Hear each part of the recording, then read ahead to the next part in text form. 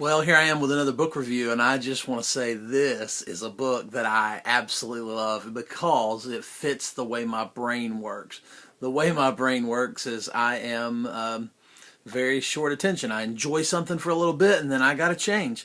Well, this book is perfect for that. It's called Brain Trust. The name of the book is Brain Trust. It's 93 top scientists reveal lab-tested secrets to surfing, dating, dieting, gambling, growing, man-eating plants, and more. Well, the author is Garth Sundem. Garth Sundem, best-selling author of The Geek's Guide to World Domination and Brain Candy. Well, this is called Brain Trust. So what he did was he went around and he interviewed these different 93 top scientists, I guess, and he wrote this book. The great thing about this book is it's a bunch of chapters, and each chapter is a different little idea. So this is the kind of book that I can't really do a 1 hour book review on. The fact that I spending 1 hour with this book is kind of like you just get started.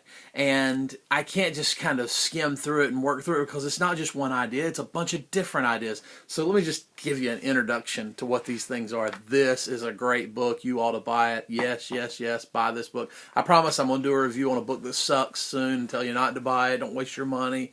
But this is not that book. This is called Brain Trust. I picked this up at Barnes & Noble when it was on, it was actually on the clearance rack. I got a really good deal on it. You ought to buy this book. Oh, there's the tag, $6.98, but I might have paid less than that.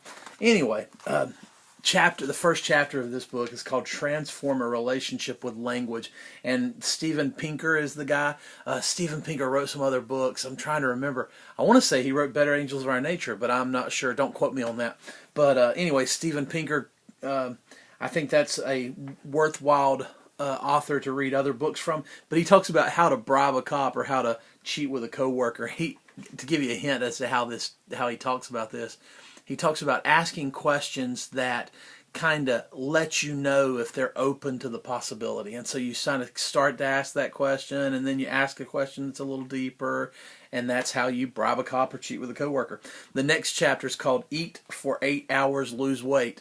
I'm going to do a book review on the 8-hour diet. I wonder if it's the same author. I don't know. But the 8-hour diet is a book that I've read that I loved, and actually I kind of do the 8-hour diet now. Give you the short idea about it. You basically only eat for 8 hours a day, and then you stop eating and you fast for 16 hours, and then you wait until that 16 hours is up, and then you eat again for 8 hours. And during that little 8-hour window, you can pretty much eat what you want. I'll do another whole review on the 8-hour diet. The next chapter is called How to Build Tiny Flying Cyborg Beetles. The next title is called How to Learn. I thought this was a great study tip. I want to see if I can find it here.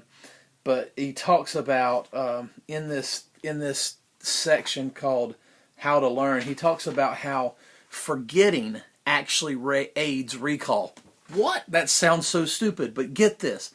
If you forget something and then you refresh yourself, so you forget it, you remember it again, when you forget it, learn it again, and you've learned it twice now, that really, let me just read a little paragraph about this. Along these lines, Borg also recommends taking notes just after class rather than during. Forcing yourself to recall a lecture's information is more effective than simply copying it from a blackboard.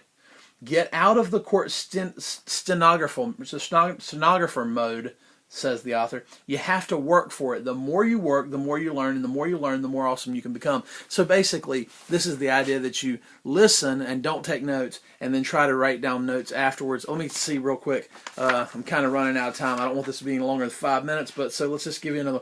Body language and dominance of love.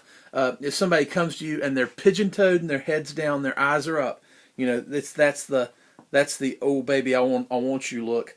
How and when to overrule choice. It's talking about self-made rules. The coolest card trick ever. I really liked this card trick. It was kind of fun.